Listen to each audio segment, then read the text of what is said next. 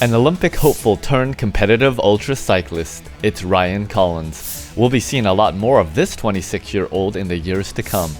In just a few short years of ultra-cycling, Ryan became the 2019 World Ultra-Cycling Association 12-hour national champion, in addition to his other podium finishes at the Sebring 12-hour event.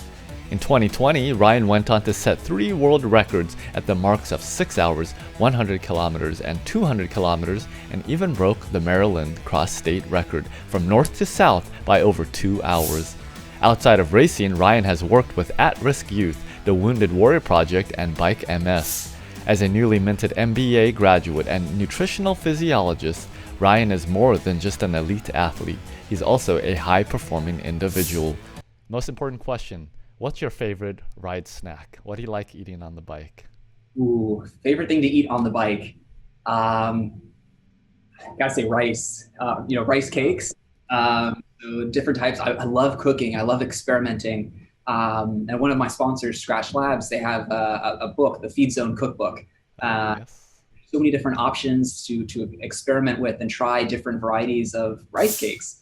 What is on your bucket list? Yeah.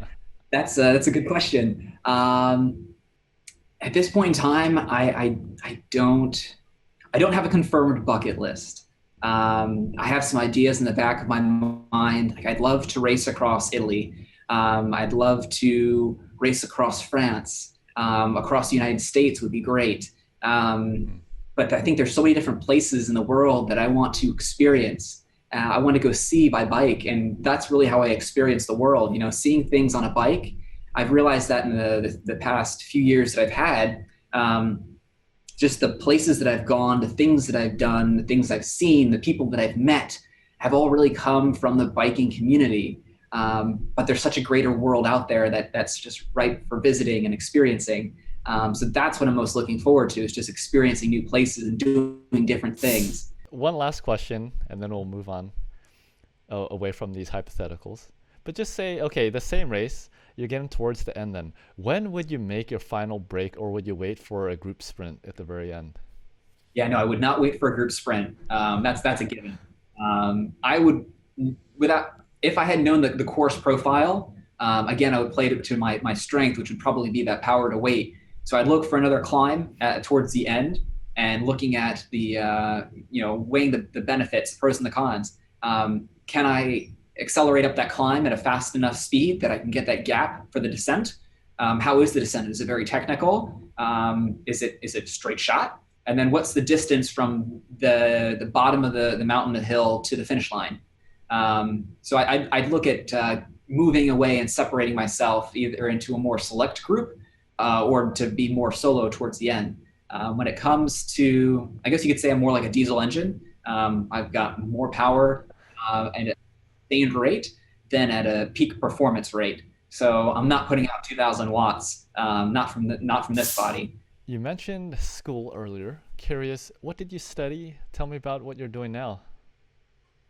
So I've been at the University of Maryland. Actually, interestingly, so going back to what you said about nutrition, as I started my cycling career, I found it fascinating that the foods that you could eat could determine your performance, not only the next day, but subsequent days down the road. So it led to better recovery, it led to better energy, mental performance, everything. And I learned the lesson the hard way before in sports, where I didn't really understand the value of nutrition or the role of nutrition. And that, coupled with performance and the right timing, frequency with exercise, can lead to so many different outcomes. So with that all being said, I actually created my own major for undergrad at the University of Maryland. It was nutritional physiology. So it was all about the foods you eat and the exercise, how you can use them together for a complementary effect.